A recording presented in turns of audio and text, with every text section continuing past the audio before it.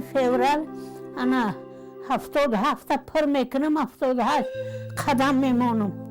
اشکایی نیست مرا تبریک کنه فرزند نیست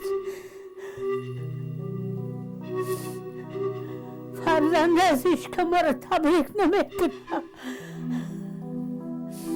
علامه میکنه علامه میکنه بگیریا میکنه بچه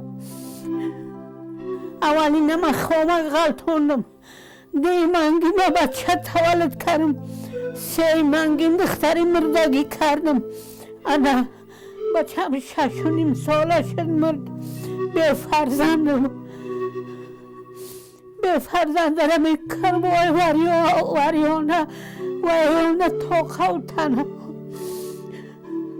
اگر من فرزند میداشتم زندگی می خیلی بد نمیشد 15 ساله وقتی دخترها دمی بچه ها رو میگرفتن پدرم خیست من شوهر داد 15 سالگیم بخت روز ندیدم جدا شدم فرزندا مردن به همه حال و به همه احوال گشتیم اول و من نغز نمیدیدم پدر و مادرم به زوری داده بودن من 15 بود و 20 ساله بود ایمه کلون نشد زندگی نغزش نمیدیدم برای وی جدا شدیم در پلیگراف کمینت کار میکردم همونجا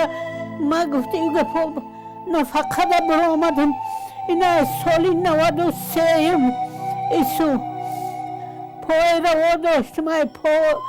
پای روا موندم 15 سال نخونی خوارم زندگانی کردم که وی مرد رفت خیه کن خوارم که مردک بیگانه شد نشد همین 4 دیوالی را 3 سال سود بازی کردم گرفتم 4 دیوالی خدمت اومدم دارم اینجا سرم پناه کرده شیشتم گاه خواه گاه بیدار گاه میخزم موزیق میشم اما تلویزیون میمونم تماشا میکنم با خواه میگیرم میکشمش با سر میمونم خواه میرم خرد خراک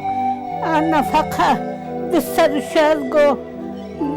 200 گفته 200 میگیرم انا مغازه رفتن نمیتونم من جنام کار میکنن